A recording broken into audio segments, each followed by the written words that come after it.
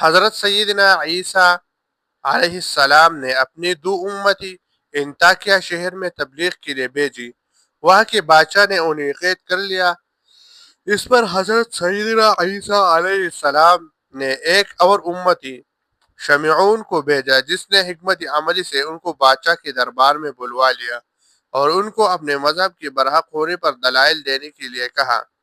شمعون نے فرمایا، تمہارا حال اس عورت جیسا ہے جس کے ہاں عرصہ دراز کے بعد بچہ پیدا ہوا اور اس نے اسی خوشی میں کہ وہ جلد جوان ہو جائے اسے روٹی کا ٹکڑا کھلا دیا، وہ بچہ فوراً مر گیا۔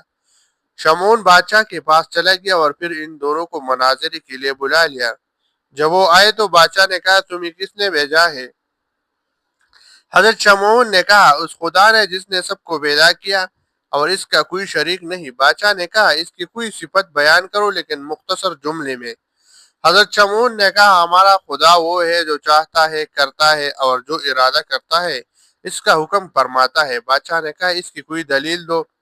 حضرت شمعون نے کہا، بادشاہ جو عرضو کرے ہم بفضل تعالیٰ پوری کر دیں گی، یہی ہمارے دعویٰ کی دلیل ہے۔ چنانچہ بادشاہ کے حکم سے ایسا نوجوان لایا گیا جس کی آنکھوں کا نہ صرف نور ختم ہو چکا تھا بلکہ چشم خانی بھی مٹ کر چہرہ کی طرف چمڑا بن گئی تھی، چہرہ برابر ہو گیا تھا۔ انہوں نے اس نوجوان کے لیے دعا کی تو آنکھوں کی جگہ پٹی، پھر انہوں نے مٹی کی ڈیلے بنا کر آنکھوں میں رکھ دی۔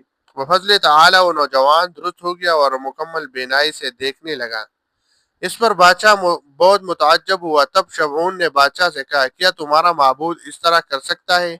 بادشاہ نے کہا، اے شمعون، آپ سے کیا چھپاؤ، حقیقت یہ ہے کہ ہمارے معبود ایسے ہیں کہ نہ کچھ دیکھ سکتے ہیں، نہ سنتے ہیں اور نہ نفع دے سکتے ہیں نہ نقصان۔ بادشاہ نے مذکورہ بالا کرامت دیکھ کر کہا، یا ایک بچے کو فوت ہوئی 7 دن ہو گئے ہیں، اس کا باپ جاگیر پر گیا ہوا ہے، بچے کو ابھی دفن نہیں کیا گیا، اس کے باپ کا انتظار ہو رہا ہے۔ مجھ سے مشورہ لیا گیا تو میں نے بھی اس کے انتظار کا ہی کہا ہے۔ کیا ان مبلغین کا رب اس بچہ کو زندہ کر سکتا ہے؟ مبلغین کہنے لگے، کیوں نہیں؟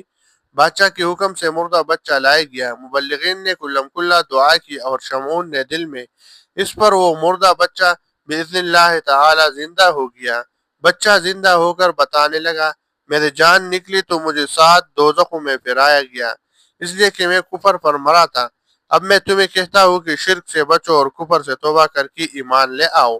ابھی میں آسمان کے دروازے کھلے دیکھ رہا ہوں اور حضرت سیدنا عیسیٰ علیہ السلام اپنے یاروں کی قبولیت کی سفارش کر رہی ہے اور فرماتے ہیں، اے اللہ ان کی مدد فرما، اس لیے کہ وہ میرے قاصد ہے، یہاں تک کہ اللہ تعالیٰ نے مجھے